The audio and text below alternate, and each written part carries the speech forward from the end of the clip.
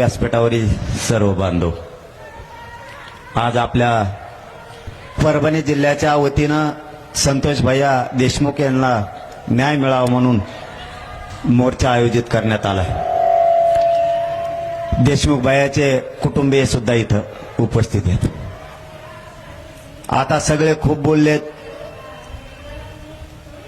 मी जास्त बोलत नाही, पण एक मात्र सांगतो, एक मात्र नक्की सांगणार आहे की संतोष भैयाला ज्यावेळेस ते काल पोलीस स्टेशनला गेले त्यांना बोलण्यात आलं, धमकी देण्यात आलं, बरोबर आहे ना? कालच ना, परवा। मी आतापर्यंत नाव घेऊन कधी बोललो नाही, कारण माझा स्वभाव आहे, मला काहीतरी कुणकुण लागल्याशिवाय मी कोणाच्या वाटा जात नाही।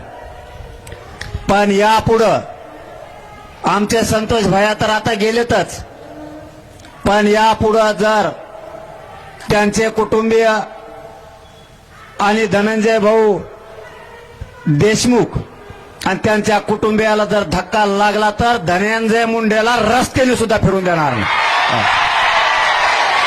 आमचा एक भाऊ गेला, तो आता आम्ही सहन केला, या मुंड्याचं आणि फिंड्याचं आम्ही तोंडावर नाव सुद्धा घेतलं नाही, हरामखोर अवलादीचं। पण जर देशमुख कुटुंबियांना जर यापुढे त्रास झाला तर एकाला सुद्धा रस्त्यानं फिरू देणार नाही। आणि परभणीकरांच्या सगळ्या बांधवांना आज सांगतो, इथून पुढच्या काळात जर त्रास झाला, परळी असो, बीड जिल्हा असो, इथल्या आपल्या समाजाला जर त्रास झाला तर परभणी आणि पलीकडून धाराशिव यांना घरात घुसघुस आणायचं।